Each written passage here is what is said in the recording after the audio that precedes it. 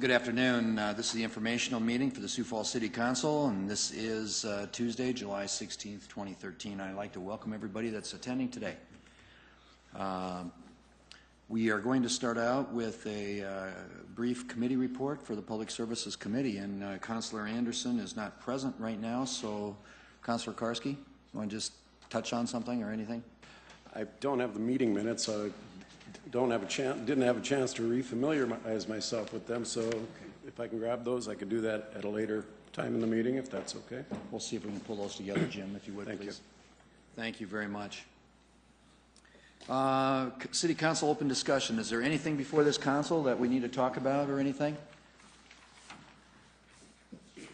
at this point in time? Councilor Roffing, please. I'd like to invite everybody to stay for the Land Use Committee meeting coming up directly after this one. We'll be discussing a couple of interesting items, the TIF, how they work, and some of the things that are coming up on that, along with deer feeding situation in southern Sioux Falls. So if you want to stick around, we'll be happy to help you get educated along with us. Thank you very much. Appreciate it. Councilor Karski, please. Okay. I have the minutes in front of me, so I remember what we did last week.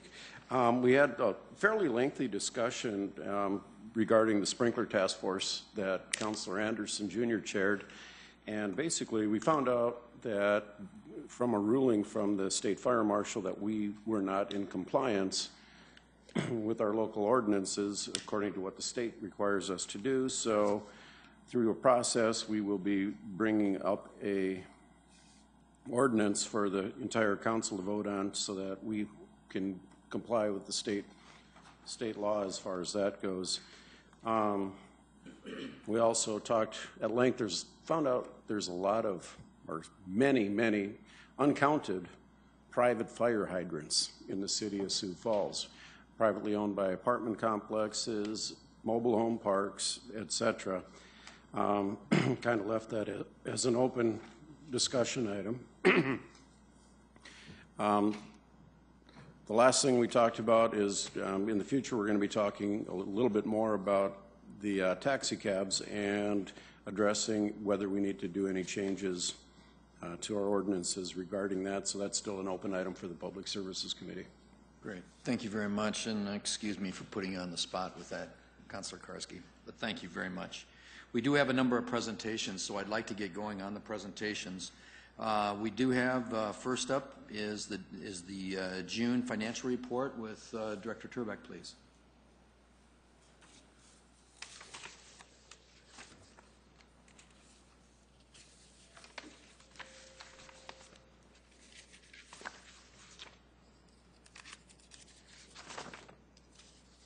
Good afternoon, Tracy Turbeck with the Finance Office. These months seem to go by awfully quickly. Here with the June financial report already, we're halfway through our 2013 fiscal year. It's kind of hard to believe it's already July. That is the midpoint of our city's fiscal year, and I'm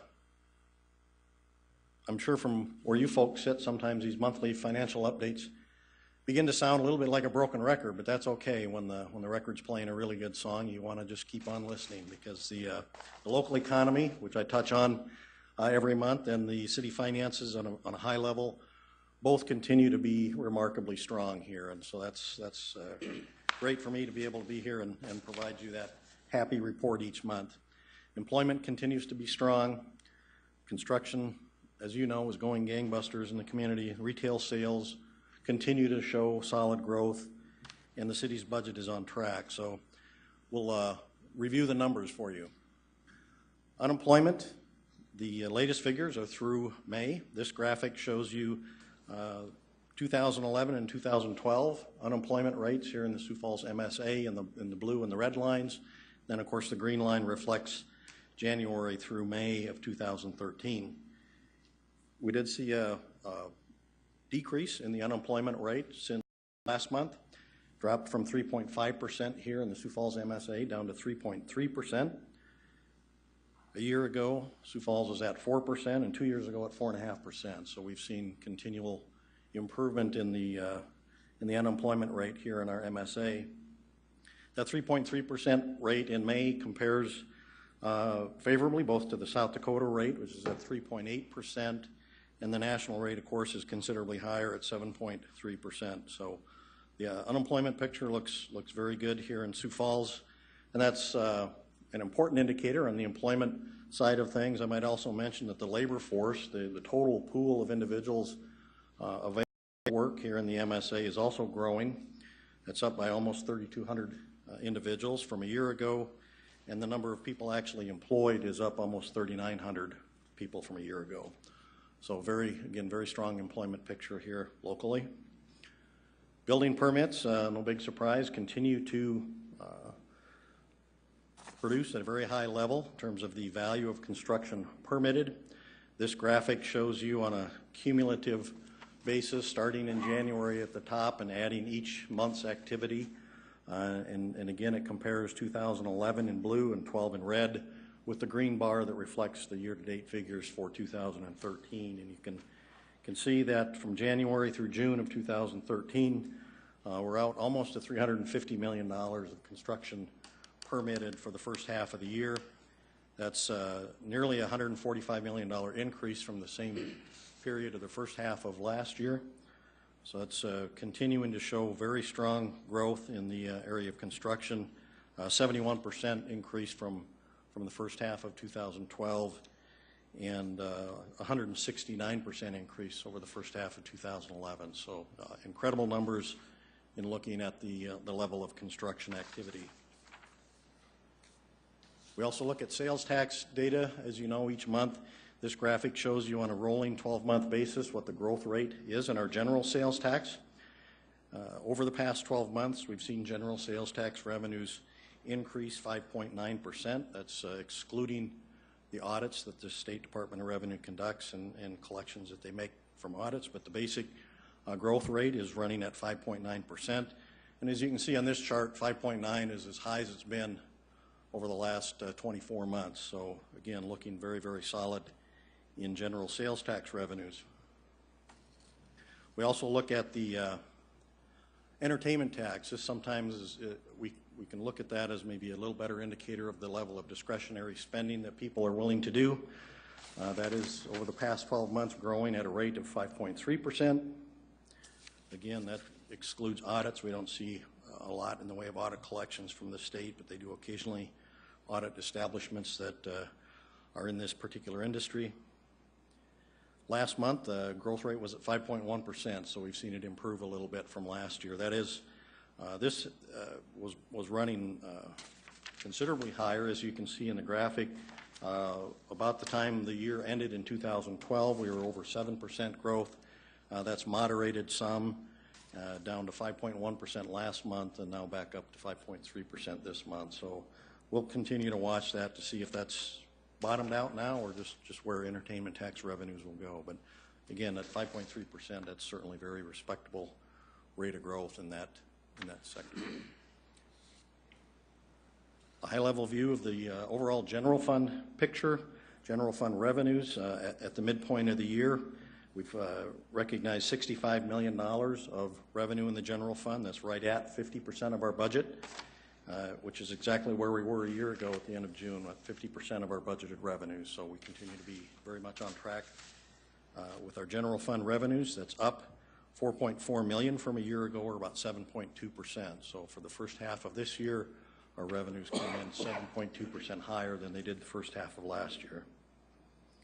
Looking at the expenditure side in the general fund, we've had actual expenditures of just over $68 million. That's about 51% of our total general fund budget for the year. Last year, we were at 48% expended. So we are running higher on a year-to-date basis than we did a year ago. And of course, that's due pretty much entirely to the Operation Timber Strike and the additional costs that the city incurred in that regard. Expenditures are up $7.8 million compared to the first half of last year. And if you look in the full monthly financial report, you'll see that on the graphic as well, where we show the departmental expenditures compared from this year to the last year. You'll see the street department, where most of those costs are reflected, is up considerably, and that's again, due to the Operation Timber Strike expenses. So with that, I'd certainly try to answer any questions you folks have. Thank you. Director Turbeck, are there any questions for Tracy? Please, Councilor Karski. Tracy, I always find the MSA unemployment numbers interesting, but what about job growth? Is there a place I can go, or is there a source that we can see what true job growth is in Sioux Falls? Well, one of the places you could look is on the state website where we get this information. They do have the labor force, more labor force statistics, and I just mentioned briefly one of them. The number of people actually employed here in the Sioux Falls MSA increased about 3,900 from a year ago. That's an increase of a little over 3%. So we're seeing pretty solid growth in the number of people actually working in the MSA here as well. And that's a state website? Yes, the State Department of Labor website. Are there any other questions for, please? Yes. In regard to the unemployment rate, yeah, the numbers really look good. However, when we talk about unemployment being 3% plus, those people that are employed, are most of them full-time employees, or do we have a lot of part-time employees, or do we have any numbers to that effect? I don't believe that the Census Bureau breaks it down at our level to that degree. And these are not seasonally adjusted numbers. They'll only do that in the big metropolitan MSAs or on a statewide basis. So some of that information you kind of have to wait until the end of the year when they do generate a lot more detailed or specific kind of breakdown on the employment statistics. So. Okay, thank you. Any other questions? I must say, from an unemployment standpoint, I know when you advertise for new hires in our businesses around town, we are struggling to find properly trained people to come in. And I believe that is one of the initiatives that the Chamber has, again, is workforce development, and I think that's a great initiative for all of us. So thank you, Councilor Turbeck. Thank you. We'll move on to the next presentation. Dave Bixler, please, just to give us a City Council budget update.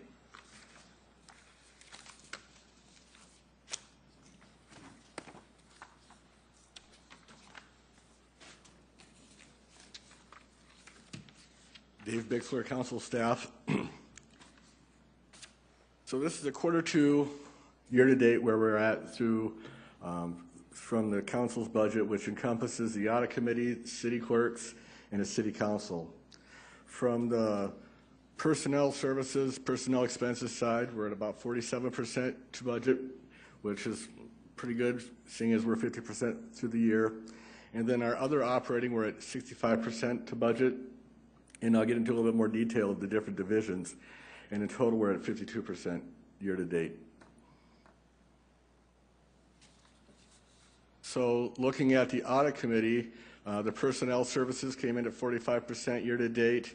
Their other operating, or what I would say more is their discretionary spending, we are at 89% year to date, but keep in mind that a lot of the expenses have already been incurred through the year, such as the independent audit and fraud and abuse hotline in the audit committee budget.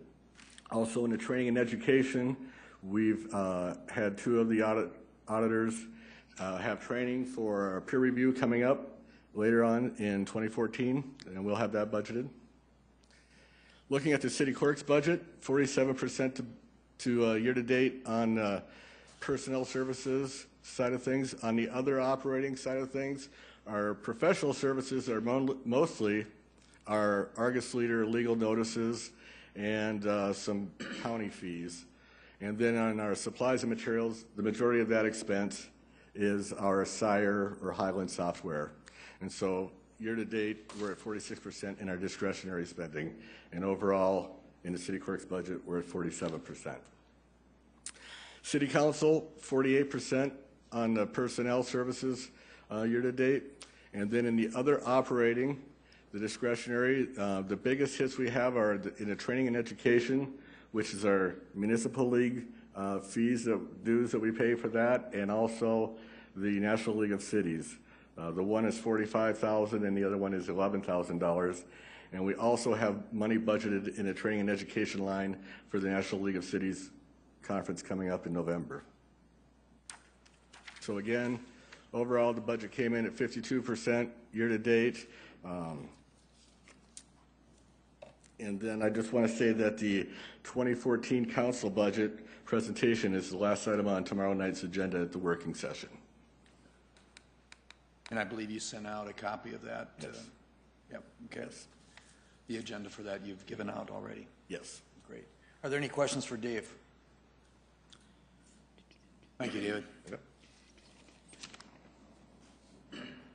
Next, we do have the aquatic facilities update by Don Kearney. Please, Don. Thank you. Good afternoon, City Council members. Don Kearney with Parks and Recreation. Certainly appreciate the opportunity to continue our dialogue we had a few weeks ago at an informational session where I think the majority of the council members were interested in seeing more design work be completed on an indoor aquatic center. And as part of our 2013 capital plan, we really had two design and planning efforts associated with aquatics in Sioux Falls. One was the aquatic facility master plan that we recently presented to you back in May. And then the other one was an indoor aquatic facility schematic design for Spelleberg. Now that the aquatic facility master plan is completed, we are ready to proceed with some additional design work for an indoor aquatic center. On your consent agenda tonight at your council meeting is a contract with TSP to provide those additional design services. And as part of that discussion, wanted to give you an overview of the work that they will perform as part of that contract.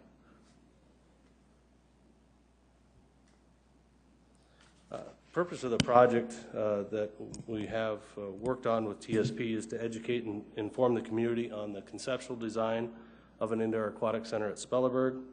And then as we talked a few weeks ago, we indicated that knowing that we had an election item regarding Spelleberg, it's important to make sure that we follow the proper protocols as it relates to what you can and can't do once an item is on a ballot.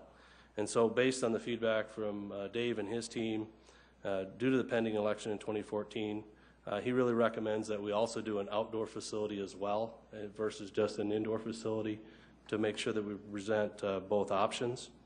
And then obviously the goal is also to provide the community with factual information to make an informed decision in April during the election. The work to be performed by TSP Architects, who will team up with Councilman Hunsaker and Associates. They are, Councilman Hunsaker and Associates are the consultant that provided the aquatic facility master plan for us.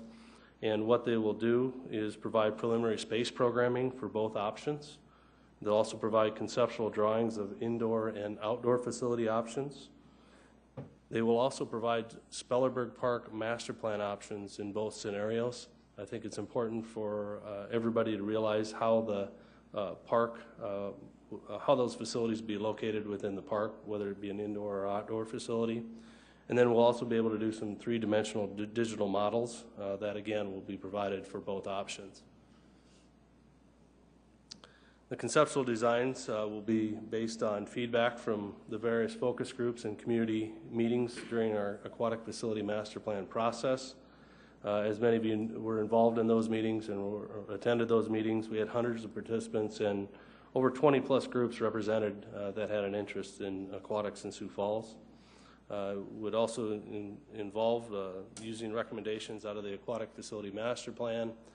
And then the other thing we'd want to do is make sure that we are tapping into the user groups that would potentially use either one of the facilities to make sure that it's as multi-purpose as we can possibly be.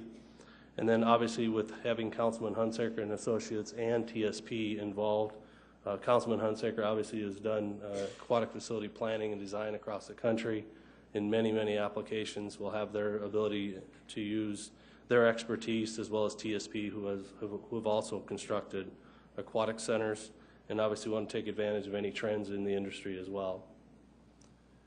The outdoor concept is pretty well limited to the outdoor petition, the ballot language in the petition that was put together. And I'm paraphrasing somewhat, but the general requirements of the petition include that the new swimming pool complex, including parking, shall not exceed the size of the current swimming pool complex, including parking, by more than 20%. The cost cannot exceed $7.5 million, and it should be constructed by December 31st of 2015. As a result of work on this outdoor concept, it will provide the community with a clear picture of the proposed facility and how the facility would be located within the park. As it relates to the indoor concept, would be based on the aquatic facility master plan recommendations. As I think we all know, the existing pool is outdated and in need of removal and replacement. Furthermore, the aquatics consultant recommends Spelleberg as the best location for a new indoor aquatic center. And then again, it will provide the community with a clear picture of the proposed facility and again, how it would be located within the park. The cost and timeline for completion of the project is $46,350. You'll probably realize that that's a lower number than we originally talked about a year ago at this time, because we were really talking about doing schematic design, which is a more higher level of detail and more planning work. But in light of the election coming up in April, we felt like it was important just to make sure that people understood through graphics and presentations that TSP would provide to really give people a good picture of what each facility would consist of and how it fit on the site. And then the timeline that we have in the contract is October of this year to have that work completed. Examples of some of the deliverables, if you're like me, pictures are worth 1,000 words. It really allows you to visualize what those facilities would consist of. The concept on the left obviously is an outdoor aquatic center. We would envision that something like this would be put together to let the community know what that proposed facility would look like based on the language in the petition. And then while the facility on the right is not an indoor aquatic center, a standalone indoor aquatic center, it should give you a pretty good idea of some of the graphics that we'd be able to produce to allow you to see what those facilities would look like on the indoor option. Some of the other deliverables that we would anticipate with the indoor aquatic center and also with the bathhouse, in the case of an outdoor facility, you would be able to see how the space would be utilized within those facilities. So example of a floor plan, so to speak, on the left, and then also, again, a layout of the outdoor aquatic center on the right. It's just examples. Again, for those of you who are looking at these visuals, there's just examples. These are not exactly what we're proposing to do. It's just for illustration purposes only. And then the other deliverable, which we think is important, is that we have the entire Spelleberg Park master plan created using both options. On your screen on the left is the Thielen Park master plan we completed a while back, and then on your right is the McKinnon Park master plan that we completed a few years ago and recently implemented. So to give you a flavor of what you would see so that you know where the pool would sit on the site and all the other amenities within the park. So with that, that's the contract that we have before you. We really think it'd be a really good educational tool for the community, and be glad to take any questions. Are there questions for Don? Councilor Staggers. Yeah, Don, I guess I'm a little concerned about this. This money we're going to be spending here on giving these examples and so forth. There are a couple of reasons why I'm a little concerned. First of all, we're going to have a vote next April on snow gates, and I have not heard anybody say, hey, we're going to go through and we're going to have all this detailed information on snow gates and all this kind of stuff like we have here.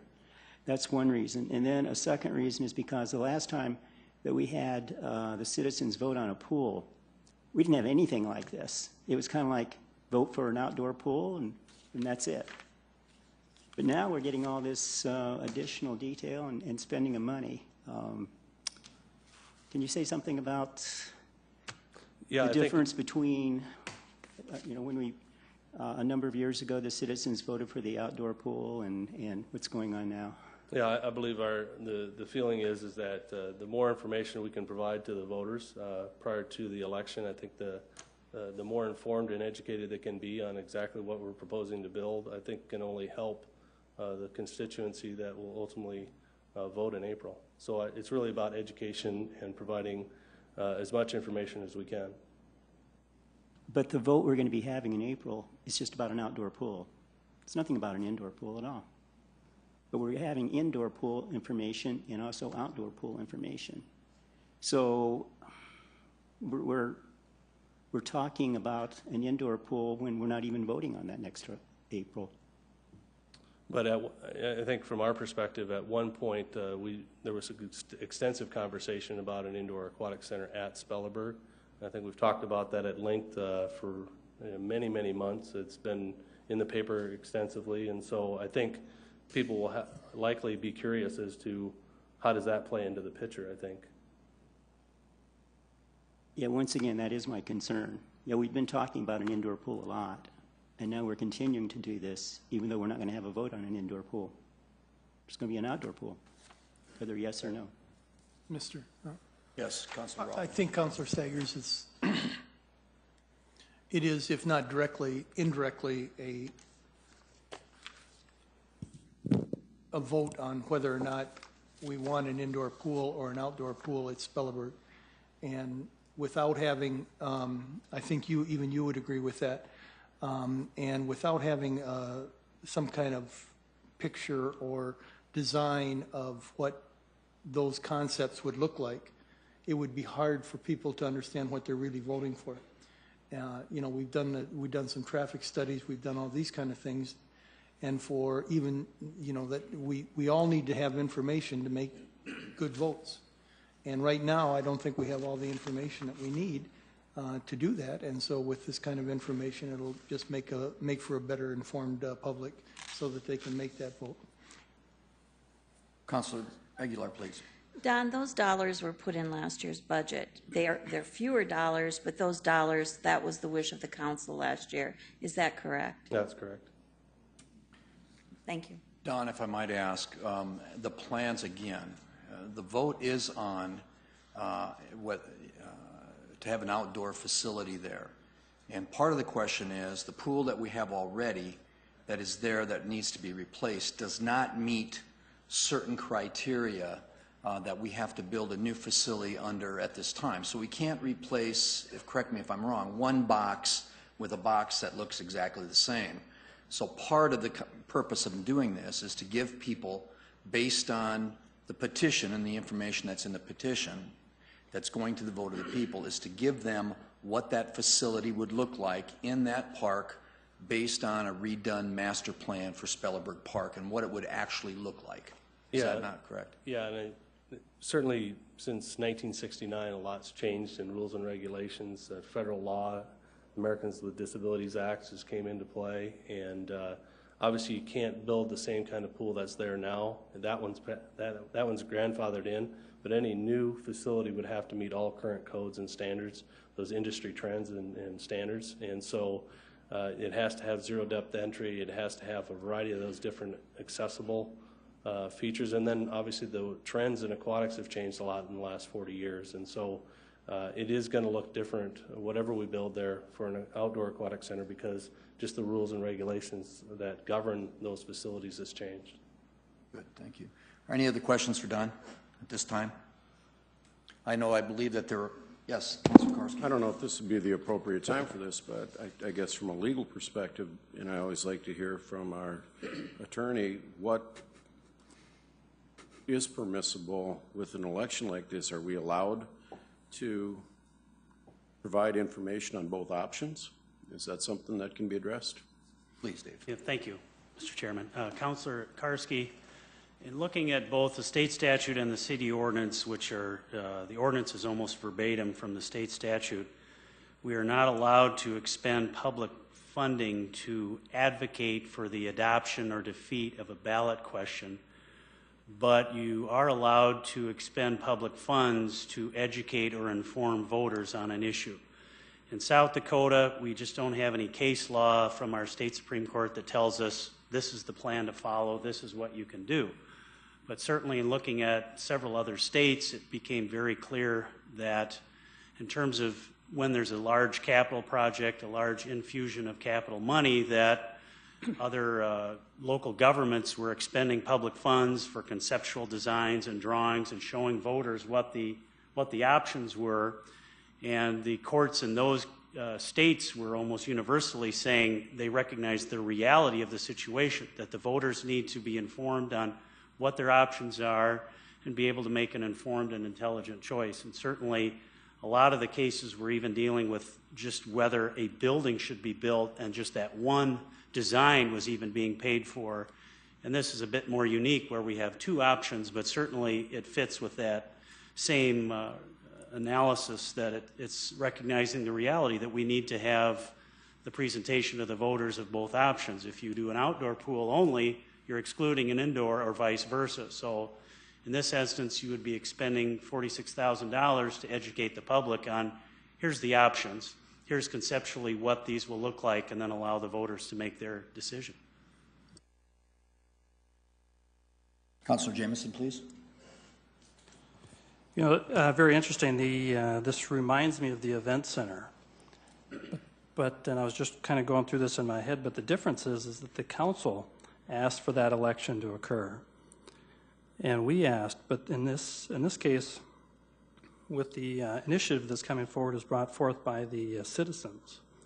So something's missing. Something's different. I think if I had to make a call on this funding, I'm all in support of an indoor pool, but I think we're messing with the spirit of what the initiative was after. We're stepping into it, where when the council made the decision to have the advisory election on the event center, this body made that decision, and then we funded designs, work, and other things to educate the public. And the administration and staff, everybody was out educating the public. Where this is an initiative brought forth by the people. And I don't think they were ever intending us to come up with a competitive option for them to an effort, by all accounts, defeat their efforts. I just don't like the spirit of this effort, actually. I just find it disingenuous, frankly. But I like the idea of getting this designed, the indoor facility designed, but I think we really should wait till after the election. We all want one. This whole council would vote for one today if we could. I just think we should wait. Councilor Rolfing, please. Councilor Jameson, I understand where you're coming from, but it's like vote for it and read it later. What are you voting on? You're voting on an indoor pool or nothing at that particular location. And you know, you're not getting all the information that you need to be able to be an informed voter and know what your options are. And that's why I would support this situation, so that at least people understand what the options are.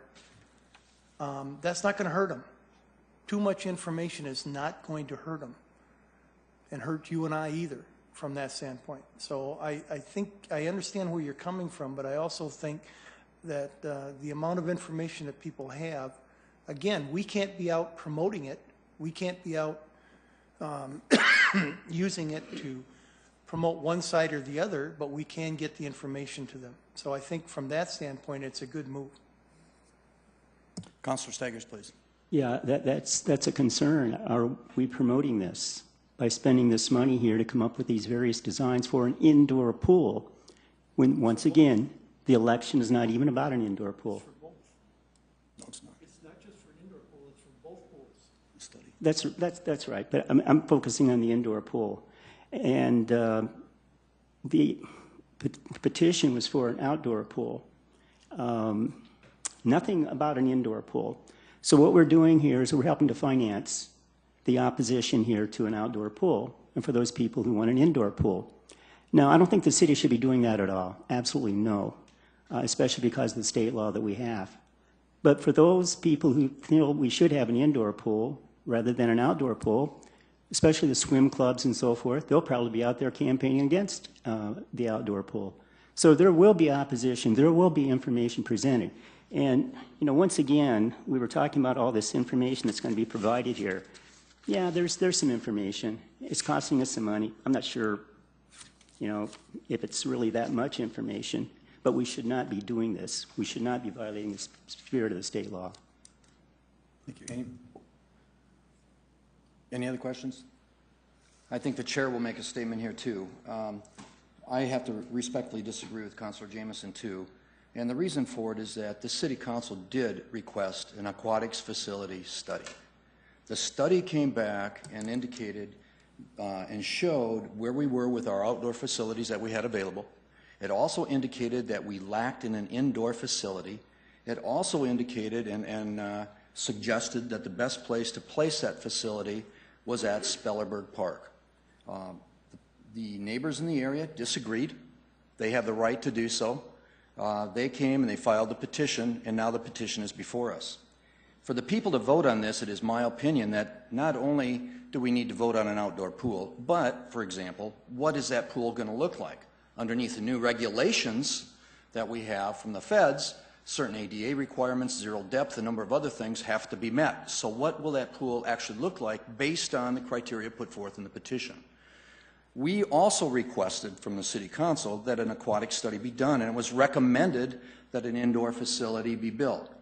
What will that indoor facility look like if it is put on conceptually at the Spellerberg site location? So we're doing, in my opinion, we are drawing plans for just what they look like. I mean, it's just a thought process to trigger the thought about what could one possibly look like if it's at that position. And I think it just follows through with the aquatics master plan that was accepted, as well as it's dealing with the intent of the citizens as far as what would a pool look like. It's not going to look the same as what's there now. It is not going to look the same. It can't look the same. So I think we're going to have that information before us, and then we're going to make sense. Does it make sense to build an outdoor pool there? If it does and the people vote for it, great. We move on with further design and everything at that facility. If it doesn't, then we move into the next step. And what is the next step? Then the people are going to have to decide what that next step is. Councilor Karski. I'm curious for Director Carney. The purpose of this design, I mean, it's in no way advocating either pool. Who would the information be available to? How would it be presented? Have we thought about that? Yeah, we anticipate that the information would come back and provide a report to you as council members as to the results of the recommendations from the consultants. And then obviously it'd be available to the general public to review, to ask questions about, to inform themselves about both options. And if I could, I might just go back to Sue's question. Initially, the City Council did ask for this work to be done at Spellerberg. And based on our conversation about 3 weeks ago, we heard that we wanted to see additional design done on an indoor aquatic center, and that we're pushing that forward. And to Dave's point and his legal counsel, is suggesting that you can't just do the indoor. I really believe you need to do the outdoor as well. And so that's what we're presenting to you today. Thank you.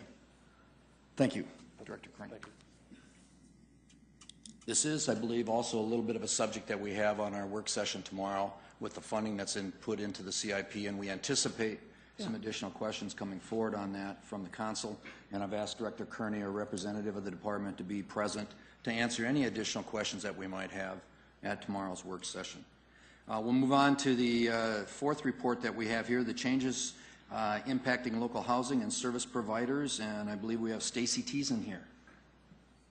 Thank you very much for coming, Stacy. Thanks for having me. I'm Stacy Teason. I'm the coordinator for the Homeless Advisory Board, and my board met earlier this month, and we kind of just reviewed some of the things going on in the community in regards to sequestration, shelters, and just the things in general that serve some of the working poor and the lower income in our community and our homeless populations. And Councilor Urbanbach asked that we present some of that information to you so you all have a good grasp on kind of what's trending in some of the other areas in our community. I've asked Shireen, because she's the director of Sioux Falls Housing, to come talk a little bit about how sequestration is impacting her agency. So I'm going to let her go first, and then we'll just kind of follow up with some of the information that you have before you. So thanks. Do you want us to put this on the overhead, so we're going to have a PowerPoint, or how do you desire to do that?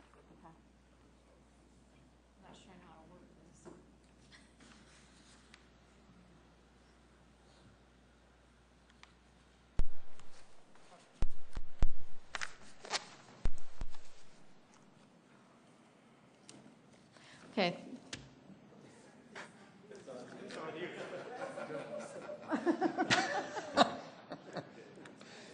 I see we're all a bunch of technical wizards here, right? There you go.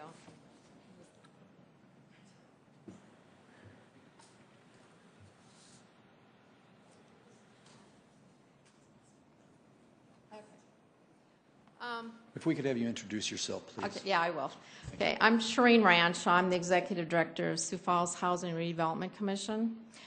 If some of you probably recall, back in July of 2010, the City of Sioux Falls requested that there be a survey and a study done of the housing in Sioux Falls.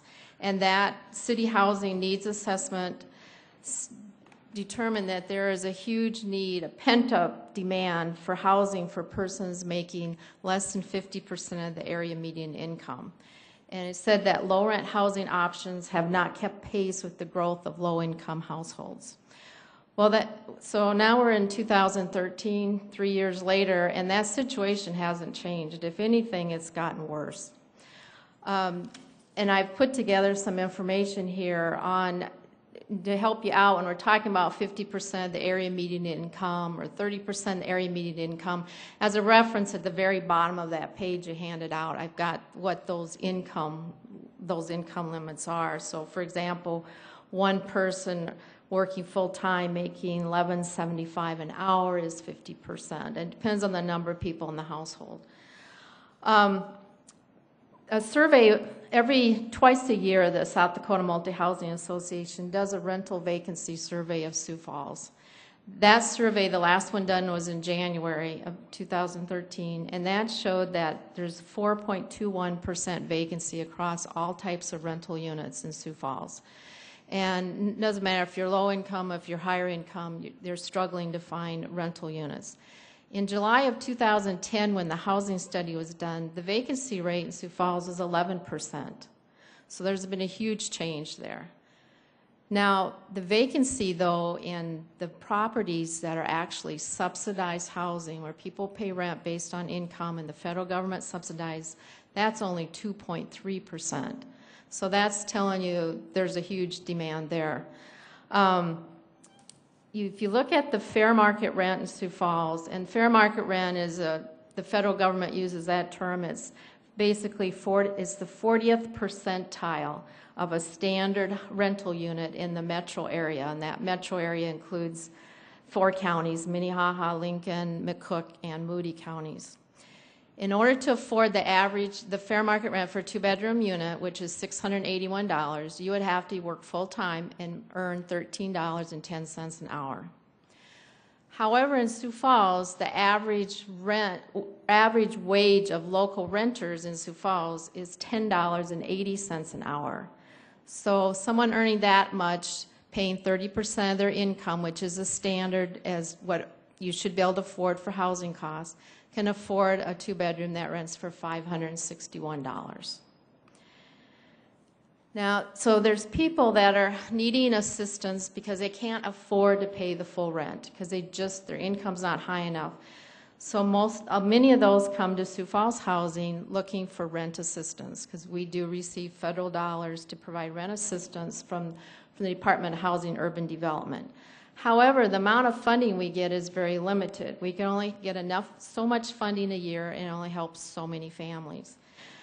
Right now, we have over 3,500 households on a waiting list wanting rental assistance. That's all the way from a single person to a large family. Now, that waiting list, 41% of the people on that waiting list are either age 62 or older, or they have a disability. The rest are families who are struggling to keep up and keep their families housed. When someone walks into our office today and asks to get on the waiting list, how long will it be? We have to tell them we're looking at 4 to 5 years before your name will probably come up and we'll have assistance available for you. The catch is the last time we had extra funding to contact someone off our waiting list was in September of 2012. That's the last time we contacted someone off of our waiting list, almost a year ago. When we contacted those people, they had applied in March of 2009, so they had waited over 3 years for their name to come up on the list. Our waiting list, at least once a year, we contact everyone on the waiting list to find out if they're still interested, they still need the assistance. So every month we're contacting a certain number of people off the waiting list. I found it interesting, I went back and looked at the ones that we contacted recently, because at that point we get updated information on their income. Are they working? Are they getting Social Security? What's their situation? And it was interesting in that everybody who said they're working was working between 30 and 40 hours a week. So basically they're working full time. So where are they working and what are they earning? Well, some of them are in health care, like a nursing home, hospital, and they're earning between $9.07 an hour to $11.61 an hour. Some are in food service, restaurant, fast food, $7.65 an hour to $10. Retail, $8 to $10.15. The credit card industry, which these are a little better wages, $11.50 to $13.35 an hour. Manufacturing, $8.25 to $9.60. Working for motels, $8.25 to $8.75 an hour. And an assortment of others, construction, $9, office cleaning, $10, temporary labor, $7.25. There's only one, and that was one credit card one that was making over the $13.10 an hour needed to pay for a two-bedroom apartment at fair market rent. So what has been done or is being done? Well, there's been a lot of what we call tax credit units, apartments that have been built. That's money that they applied through the state. Between 2009 and 2013, there was 538 new tax credit units put in Sioux Falls. But of those tax credits, only 91 units were targeted to households with incomes below 50% of the area median income. And of those 91, only 16 are for people below 30% of the area median income. So the majority of those tax credits are for people that make more than 50% of the area median income. Like I said, Sioux Falls Housing and Redevelopment Commission administers a number of different federal housing assistance programs. We provide rent assistance to over 2,000 households that are below 50% of the area median income. The biggest program is what they call the Housing Choice Voucher Program, and that's one where you actually are renting from private owners in the community, and they're getting assistance with their rent, and that's over 1,800 households. So who's getting assistance? Well, 58% of them are on a fixed income. They're 62 or older or disabled. The others are people, majority of them are working, and they're not on assistance long term.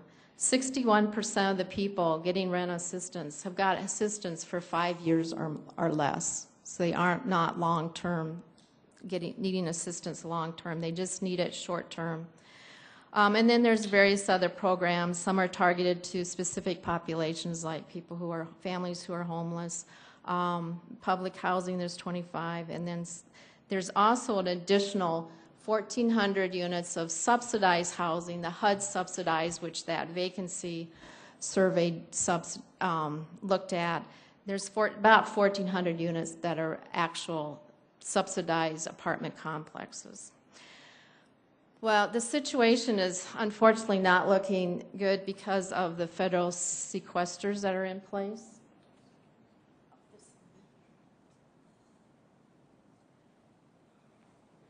And the way that's going to be impacting those needing housing assistance is already for the calendar year 2013, we've seen a cut of a little over $1 million in the money that we get for rental assistance. So it's a 9.6% cut altogether.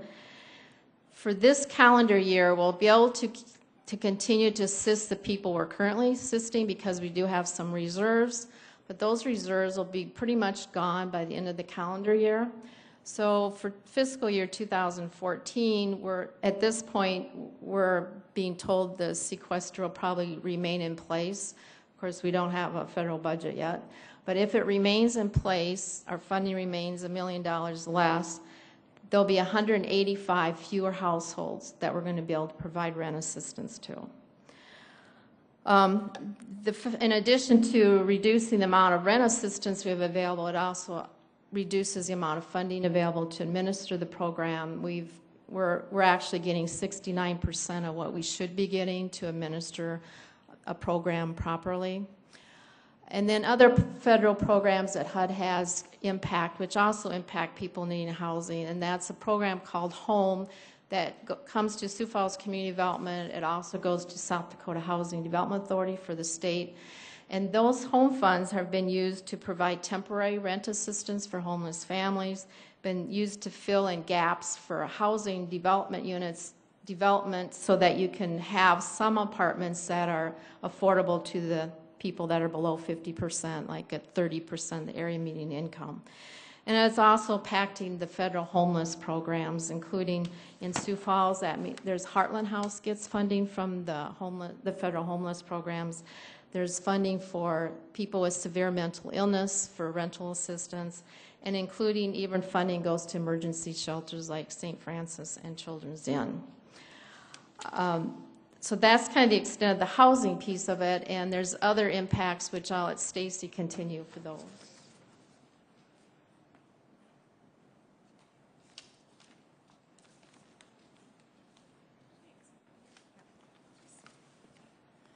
So the rest of the news is probably about as dire, and so I don't want to overwhelm you with statistics, but the fact of the matter is sequestration is a big impact. It's not the overwhelming problem that we're experiencing, but on a statewide level, our emergency solutions grant took about a $150,000 hit for this cycle. So we're looking at about $478,000 to allocate out to the shelters across the state. But there were actually $1,362,000 worth of requests that the shelters across the state were looking at. So St. Francis House and Children's Inn are two of those shelters in this community that received those funds, and they will definitely have their funding cut because there's simply not the money there.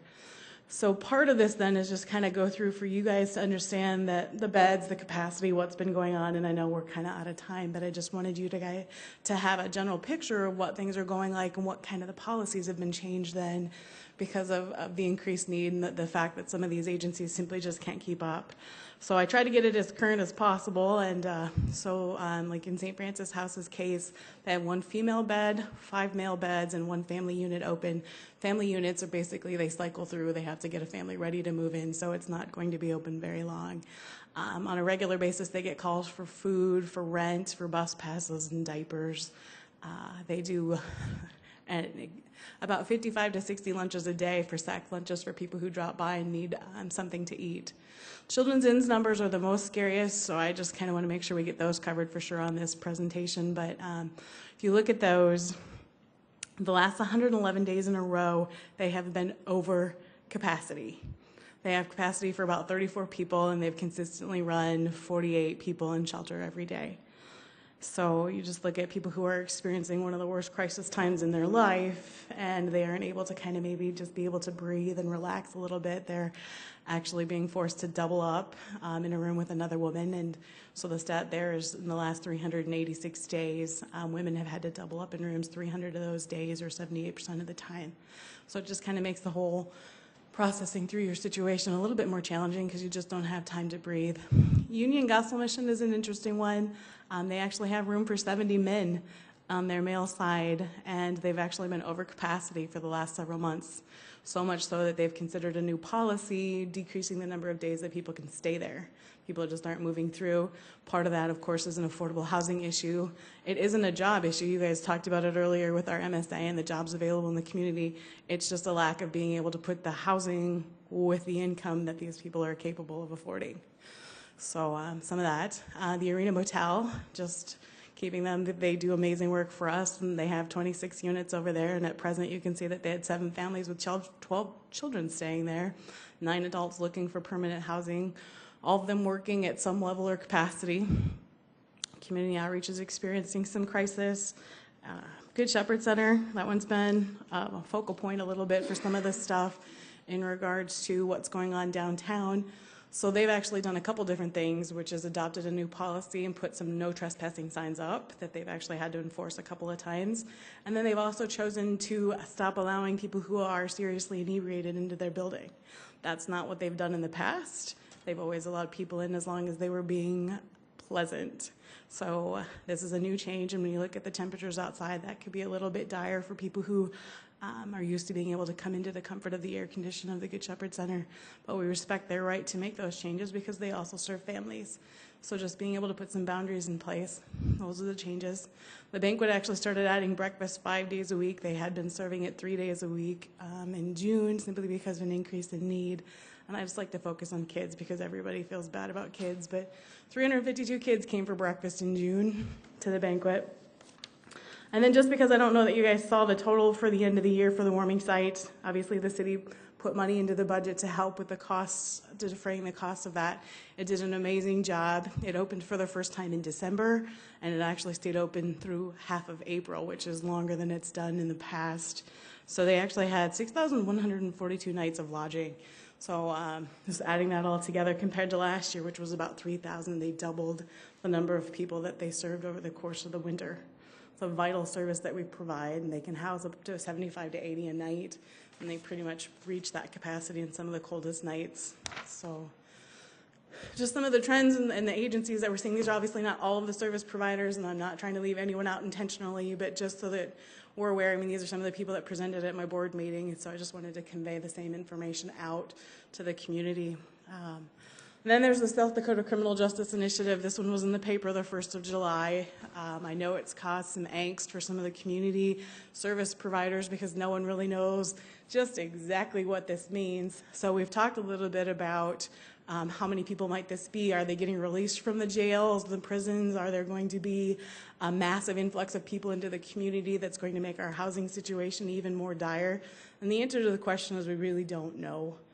I had some good conversations with some people from the Department of Corrections and talked to some of the service providers who have been in on the agency meetings, and so they've got different ideas of what might actually happen, and right now we really don't know. The requests for proposals are out there. They're supposed to be approved sometime in August, but the bottom line is it's a plan to keep people out of the prisons by providing supportive services in the community. It's a great idea. I'm all for keeping people out if it's not doing any good. And if the majority of the people, I mean, the study's out there, you can find it online. It just basically says about 45% of our population repeats and goes back. So if there's a way to put the services in place, we really need to do it. So that's what the intent of it is to do, but the fallout for us as a community might be where are we going to put them. Because if they have been living in a place and it happens to be a crime-free unit, and then they get convicted of something, they will get evicted unless the landlord is willing to do some sort of waiver. So we need to really be picturing the big picture and how this might actually impact our community. We actually don't know. The bottom line is they're just trying to keep people from getting locked up in the first place. So if it's a crime that would warrant probation instead of incarceration like it has in the past, then the plan will be to make sure that they're on probation and supervised. But they have plans for chemical dependency treatment, supportive services and therapeutic environments. So a whole wide variety of things that they're looking to do. But for me right now, the most important thing is how is this going to impact our housing needs, because we already have a short supply of what's affordable and what's available. Fair market rent, we're doing pretty good, but what we really can afford for some of our low-wage people, $8, $9 an hour, is really not there. So in general, in a nutshell, that's kind of what we're looking at for some trends in our community. Any questions that Shireen or I can answer? Thank you very much. Are there any questions for Stacy or Shireen? No questions at this time? Thank you. I know Councilor Erpenbach asked that we be presented this since it is budget time. She asked that we be presented with this report, so I'd like to thank you for coming on kind of a short notice here. Thank you very much. Thank you. Thank you. That being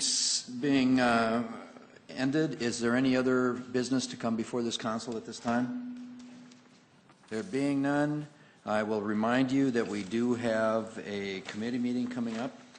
Land use committee meeting immediately following. We do need 10 minutes, so at 5:10 we will start the committee meeting. This meeting is adjourned.